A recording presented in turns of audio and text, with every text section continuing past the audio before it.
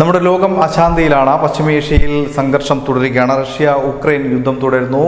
Hamas Israel സംഘർഷം ഒരു അയവുമില്ലാതെ മുന്നോട്ട് പോവുകയാണ്. ഇതിനിടയിലാണ് നമ്മുടെ രാജ്യത്തിൻ്റെ ഭാഗത്തു നിന്നും നിർണായകമായ ചില നീക്കങ്ങൾ ഉണ്ടാവുന്നത്. അതിലേറ്റവും പ്രധാനപ്പെട്ടതാണ് പ്രഹരശേഷി കൂടിയ TU-160M ആണവ ബോംബറുകൾ വാങ്ങാൻ നമ്മുടെ രാജ്യം തീരുമാനിച്ചിരിക്കുകയാണ്. കേന്ദ്ര സർക്കാർ ഇത്തരത്തിലൊരു തീരുമാനമെടുത്ത് മുന്നോട്ട് പോവുകയാണ്. ആണവ ബോംബറുകൾ സായുധ സേനയ്ക്ക് കൂടുതൽ കരുത്തു പകരും എന്ന് തന്നെയാണ് നമ്മുടെ രാജ്യം മനസ്സിലാക്കുന്നത്. ആ തരത്തിൽ മുന്നോട്ട് പോവുകയാണ് കേന്ദ്ര സർക്കാർ. റഷ്യയിൽ നിന്നാണ് ഇന്ത്യ ആണവ ബോംബറുകൾ വാങ്ങുന്നത്. 2 പതിറ്റാണ്ടുകൾക്ക് മുമ്പ് നമ്മുടെ രാജ്യം ഇത്തരത്തിൽ ഒരു നീക്കം നടത്തിയിരുന്നു. ഇന്ത്യൻ നാവികസേനയ്ക്ക് TU-22M3 എന്ന പേരിലുള്ള ആണവ ബോംബറുകൾ റഷ്യ വാഗ്ദാനം ചെയ്തിരുന്നു ഇതിനു മുമ്പ്. പക്ഷേ അന്ന് ഈ ഒരു കരാർ മുന്നോട്ട് കൊണ്ടുപോകാൻ നമ്മുടെ രാജ്യത്തിന് സാധിച്ചില്ല.